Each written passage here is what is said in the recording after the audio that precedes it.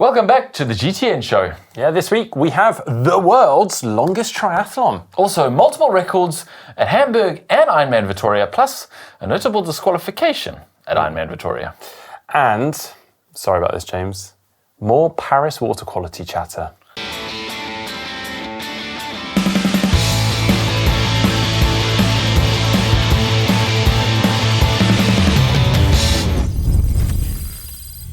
Well, this weekend, James and myself got stuck into a bit of an epic adventure of our own. We cycled to and from 2 triathlon events and camped in between. It was bikepacking to the extreme. It was, well, a video coming soon. You can see all the drama there.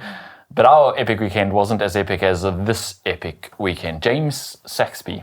Now, this is actually a funny story because not too long ago, looking for crazy video ideas for GTN. As we do, I came across the longest individual triathlon by a male at 374.5 kilometers. And I thought, could we maybe do that? And I actually sent an application to Guinness because you don't know the rules until you apply. And they sent me the actual rules, which are pretty onerous. You're not allowed to stop for more than 5 minutes at any point of this. It's a continuous triathlon. The distances have to be proportional, and you're not allowed to stop for more than 5 minutes at any point. It's basically, I looked at it, I was like, yeah, no. But this guy, James Saxby, looked at it and thought, I can smash that record. And he well and truly has. Yes. So this weekend he started, it was on the 13th, 14th of July. He did 15 kilometres of open water swimming, 387.5 kilometres on the bike, and 97.5 kilometres on the run. I am told that he perhaps added on an extra 3 kilometres. I'm not sure exactly where that was, for a total of, well, at least 500 kilometres, maybe even around 503 kilometres yet to be ratified by Guinness World Records. Absolutely smashing the 374 kilometre previous record. Yeah, and he did it all in a time of around 33 hours with, as they quote, a roller coaster of emotions. I bet. And no sleep and no stopping. I mean, it is incredibly impressive. Yeah. I think that record might stand for a while. Hats off to him. Yeah. Well done, James. I think we'll park that video idea of ours. All right, this final one. James, you did a fantastic job with your tech tour at Challenge Roth. You went around the age group transition. If you haven't checked it out already, please do so. It's a brilliant, brilliant video. You did miss this chap, though. I didn't see that, no. Yeah. Some high-tech stuff going on here. So Radsport Ibert have put up this post of a chap, obviously just moments away from the start of Challenge Roth, and his zipper's broken on his wetsuit. So what do you do in that case?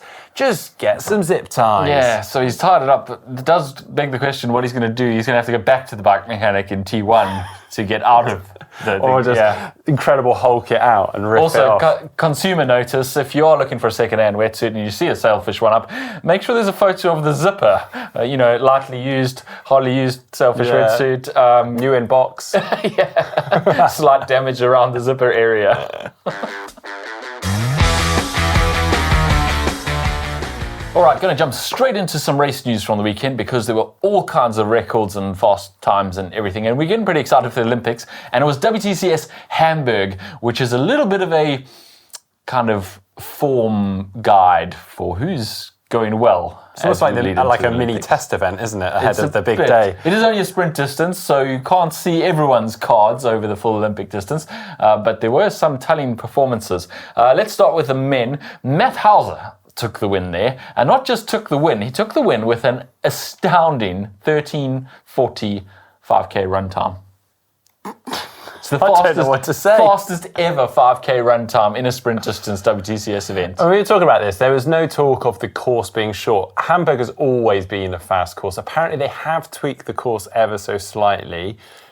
But we don't know whether it is short or not, but I mean, there were a lot of very fast times. I think 4 of the top 5 men, or maybe even 5 of the top 5 men went under 14 minutes, which is part of it's obviously everyone's peaking now for the Olympic Games, so they are on form. But also maybe it was a few seconds fast. Anyway, Matt Hauser took the win ahead of Vasco Velaza in second, with Pierre Lecour in third, Helle Giens in fourth, and Casper Stornes in fifth. So put all of those names down on your Olympic Games bingo card for who's getting the medal. Yeah, and it's a similar story on the women's side. Some incredible run splits. Cassandra Beaugrand took the win, again also with a phenomenal run split. 11 seconds off the previous 5K run record of the bike, so 15:20. Yeah, very impressive. Lisa Tersch outsprinted Beth Potter for second place, which, well, could be a sign of things to come when she's sprinting down the blue carpet, but again, half the distance. Kate Waugh actually was right up there with the top girls and had a problem with her shoe, which she had to stop and adjust, which kind of probably lost her the podium, actually. But yeah, important that we look at all of those results and go, right, they should now be favourite contenders for the Olympic Games medals. There were a notable few that weren't there, who are definitely favourites, like Alexi, Hayden Wild, etc. Flora Duffy. Yeah, Christian Blumenfeld. Those weren't there, so we didn't see everyone, but it is very interesting to see who's on form. And then the following day, they also had the mixed relay World Championship, this one, so they actually gave out the world title. But again, more interesting in that it shows the form going into the Olympic Games, because there's Olympic gold medal for the mixed relay coming up. And there, Team Germany dominated, actually smashed everyone, ahead of Team Switzerland in second, Team New Zealand in third, and Team Great Britain in fourth. Is that where the medals are going to go on? Well, what's interesting is, we're not going to bore you with going through who was in each mixed team relay. I mean, the GB mixed team relay, for instance, we know was made up of a lot of athletes that aren't necessarily going to be in the team on the day of the Olympics. For instance, Vicky Holland was drafted in very last minute, about a week before she got the call. And yeah, she even put up on a post, she said, probably about 5 years since her last relay. She swam well, but legs just weren't quite there for the bike of the run, so probably cost them, well, not necessarily just her sake, but cost them the medal there. And so 50% of that team will be swapped out for the Olympic Games in a few weeks. So hard to say, really, and when it's such fine margins as well on the mixed team relay. I mean, it's you're talking just over 30 seconds separating first and fourth there. So yeah, hard to say, but still amazing racing.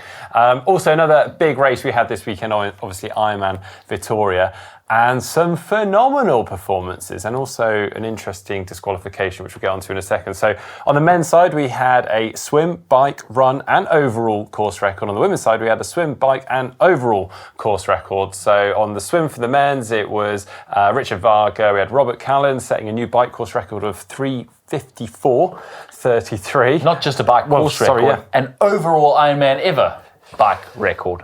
Yes. Yeah. And then also a run course record from Antonio Lopez, and then also having the overall course record. And on the women's side, swim course record by Steph Clutterbuck, and bike course record by Ruth Hassel, and overall record by Kat Matthews. A lot of records there. We didn't actually watch the live feed. As we said, Mark and I were off on our own adventure. We weren't able to stream with our phone as we were riding, but we did find these on social media, which are all pretty interesting. Starting with Richard Varga, known as a super swimmer. He clearly got tired of Sam Laidlow sitting on his feet on the swim and just decided, you know what, you can come around me, and if you don't come around me, we'll just stop. So he started doing backstroke. I mean, fair enough. I think this is actually his first Ironman that he's finished. He's had 2 DNFs before. So he's probably got partway around the swim going, you know what, I probably shouldn't just be leading this, and you're on my feet, so hey, I'm going to ease off and just let you come round. Fair enough. He did still get the fastest swim time, so he obviously came back round him towards the end. And then we had, as we mentioned earlier, a notable disqualification. And this was Ironman World Champion Sam Laidlow. Now, he got a drafting penalty, which isn't a disqualification. That doesn't knock you out of a race. It means a 5-minute penalty to be served at the next penalty tent. However, he didn't. He didn't stop at the penalty tent. He carried on riding, which means automatic disqualification. The rules are, if you're given a penalty, you must stop at the next penalty tent, serve your time before carrying on the race. You can't just choose where and when you're going to take it.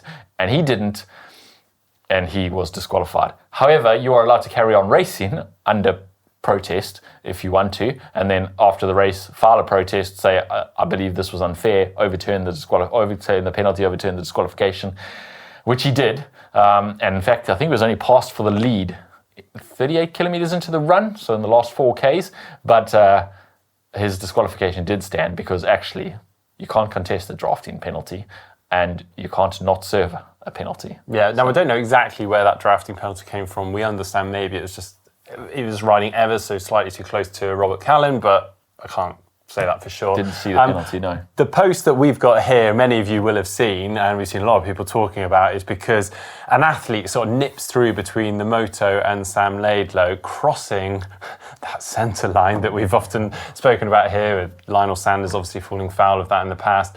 And it's an interesting one, and I saw a lot of comments about this, and I sort of put myself in the athlete's shoes behind. Obviously, Sam Laidlow almost like, not quite drops the anchors, but slows right up to kind of talk to the moto driver. And as the athlete behind, suddenly they're going like 50k an hour, going, whoa, where am I going? And it sort of nips through as safely as possible.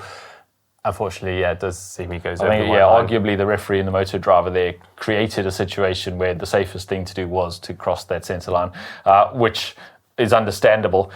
It is interesting, though, it does have some ramifications for Sam Laidlow because it means he's not validated for Kona. In fact, since recording our show, some news has actually come through from Ironman themselves regarding Sam Laidlow's validation for the Ironman World Championships in Kona. Of course, there was uncertainty as to whether he would have validated his spot due to the disqualification. Now, Ironman have said that Sam Laidlow was disqualified for failing to serve a drafting penalty, but in line with the Ironman competition rules, he chose to continue and exercise his right to protest after the finish. Now, the competition jury upheld the disqualification, meaning that Sam was not eligible for the Ironman Pro Series points or prize money, but due to the fact that he actually competitively finished the race, in fact he finished second pro overall, although disqualified, he has actually validated his spot for the Ironman World Championships. So there we go. We will see Sam Laidlow in Kona at the Ironman World Championships.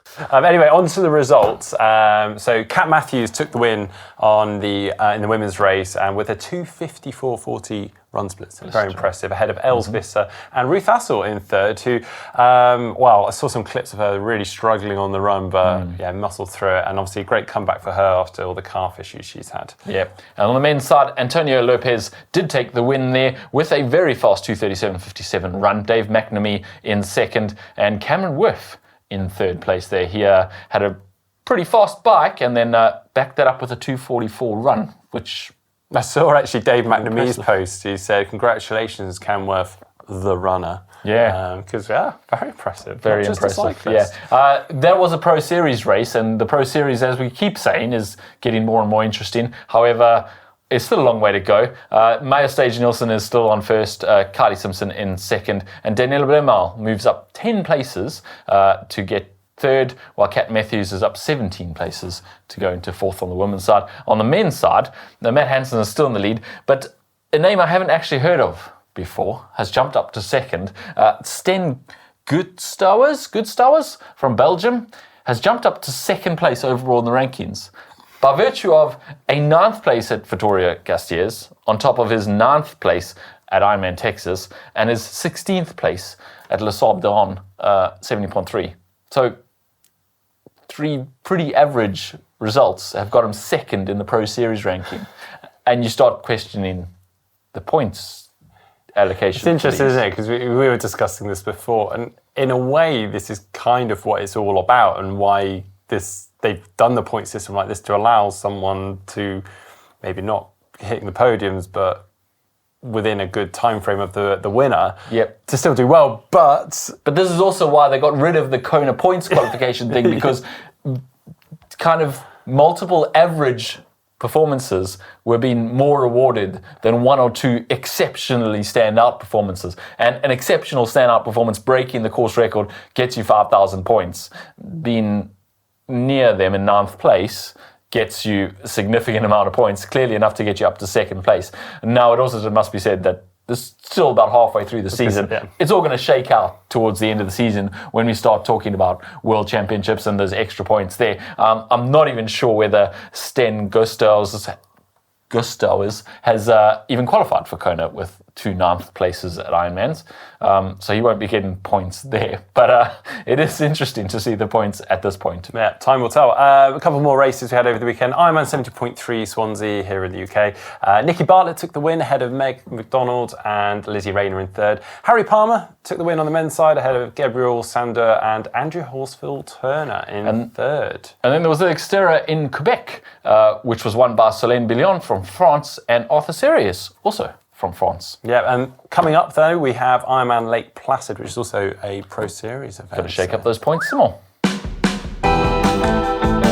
All right, time for some tri news. And Ironman have announced a new Ironman 70.3 in France. This is the new Ironman 70.3 Tour Métropole in the Loire Valley, which is actually taking over a previous race that's been around for a while, but now it's going to be a 70.3. It'll happen on the 1st of June 2025, and it's a flat, fast course through scenic countryside and around medieval castles, etc. And apparently they say it's going to be the fastest 70.3 in France. It's a flat and fast course. So if you're looking for a PB, now you know which one to put on your calendar. Sounds delightful. Sounds lovely.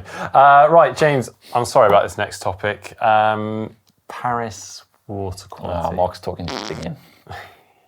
Nice.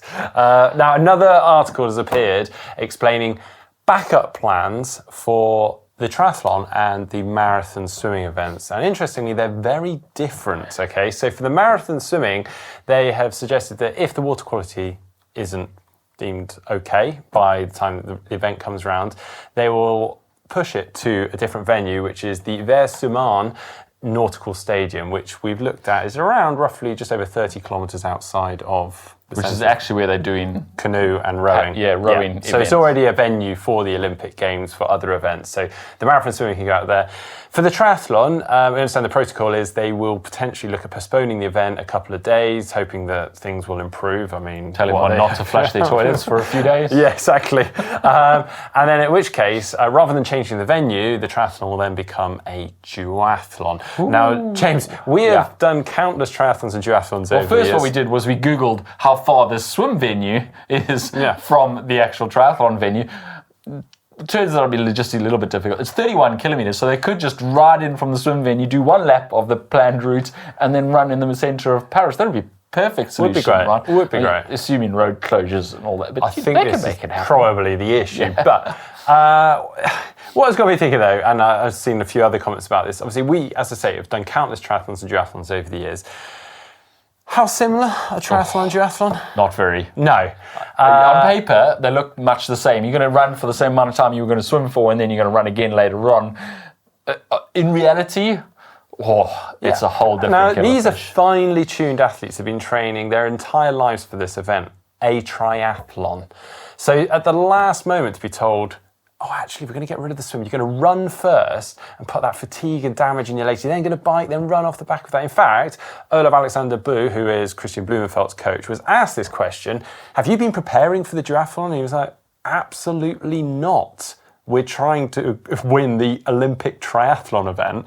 And yeah, I mean, that is like, you're literally telling the athletes days before that you're going to do a completely different sport, more or less. Yeah.